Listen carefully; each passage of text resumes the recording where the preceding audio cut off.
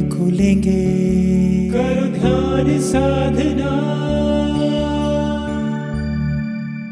आइए सुनते हैं राधा कृष्ण की ये कहानी। सतयुग और त्रेता युग बीतने के बाद जब द्वापर युग आया तो पृथ्वी पर झूठ, अन्याय, असत्य, अनाचार और अत्याचार होने लगे और फिर प्रतिदिन उनकी अधिकता में वृद्धि होती चली गई। अधर्म के भार से पृथ्वी दुखित हो उठी। उसने ब्रह्मा, विष्णु और शिव के पास पहुंचकर प्रार्थना की कि वे उसे इस असहनीय भार से मुक्त करें, लेकिन वे तीनों ही पृथ्वी को इस भार से मुक्त करने में असमर्थ थे। कोई उपाय न देखकर विष्णु ने कहा, चलिए हम लोग भगवान के पास चलें, वही हमें कोई उपाय बता सकेंगे। विष्णु, लक्ष्मी, ब्रह्मा और शिव के साथ गोलोक में पहुंचे तो उन्होंने पर ब्रह्मा परमेश्वर को कृष्ण के रूप में और उनकी माया को राधा के रूप में देखा। गोलोक के वृंदावन नामक सुंदर और सुरम्य वन में एक सुंदर आश्रम था। उसी के निकट एक नदी बह रही थी।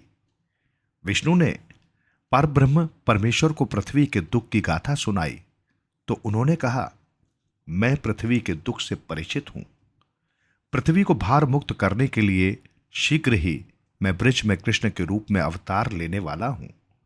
मैं वासुदेव की पत्नी देवकी के गर्भ से जन्म लूंगा और क्योंकि मैं अपनी माया से और मेरी माया मुझसे पृथक नहीं रह सकती, इसलिए मेरी माया राधा के रूप में बरसाने में वृषभानु गोप के घर में जन्म लेगी और उसके बाद मैं पृथ्वी को इस भार से मुक्ति दिलाने का प्रयास करूंगा।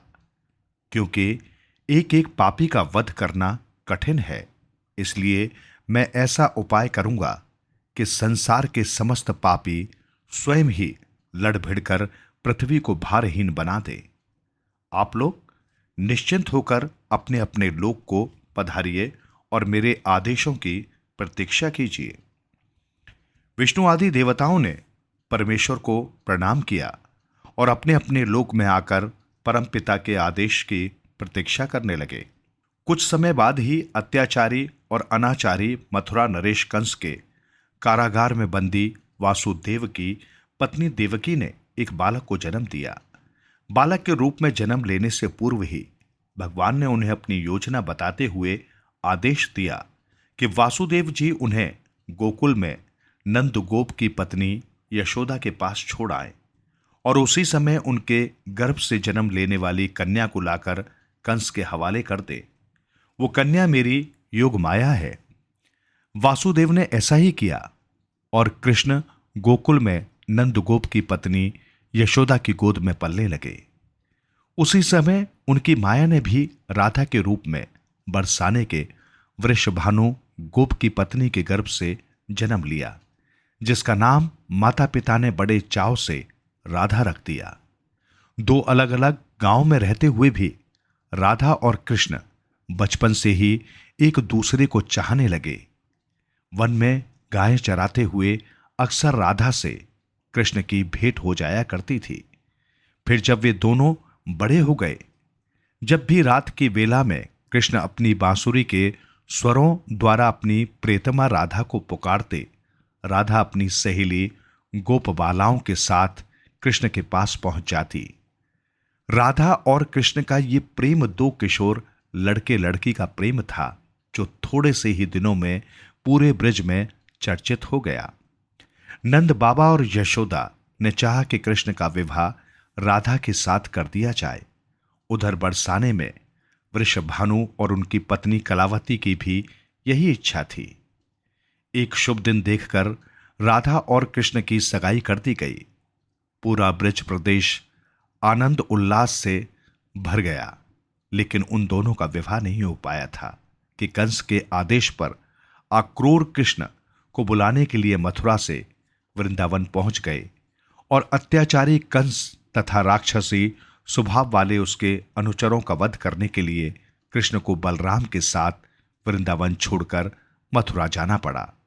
और मथुरा में कंस आदि का वध करने के बाद मथुरा राज्य की सुरक्षा के उत्तरदायित्व ने कृष्ण को इतना उलझा दिया कि वो चाहकर भी वृंदावन नहीं जा सके। अपने जामाता कंस के वध का बदला लेने के लिए उसके ससुर जरासंध ने अपनी विशाल सेना के साथ मथुरा को घेर लिया, लेकिन कृष्ण और बलराम ने अपने पराक्रम से जरासंध और उसकी विशाल सेना को पीठ दिखाकर भागने पर विवश कर दिया। लेकिन जरासंध पराजित होकर भी शांत नहीं बैठा। उसने कई बार मथुरा पर आक्रमण किया। मथुरा एक छोटा सा राज्य था और मथुरा नगर को सुरक्षित स्थान पर नहीं बसाया गया था। अतः कृष्ण ने मथुरा छोड़कर अन्य कहीं जाने का निश्चय कर लिया और जरासंध की विशाल सेना के बीच से मथुरा वासियों को सुरक्षित निकालकर हजारों योजन दूर भारतवर्ष के पश्चिमी सागर तट पर ले गए और द्वारका नगर की स्थापना करके एक शक्तिशाली यादव राज्य स्थापित कर दिया।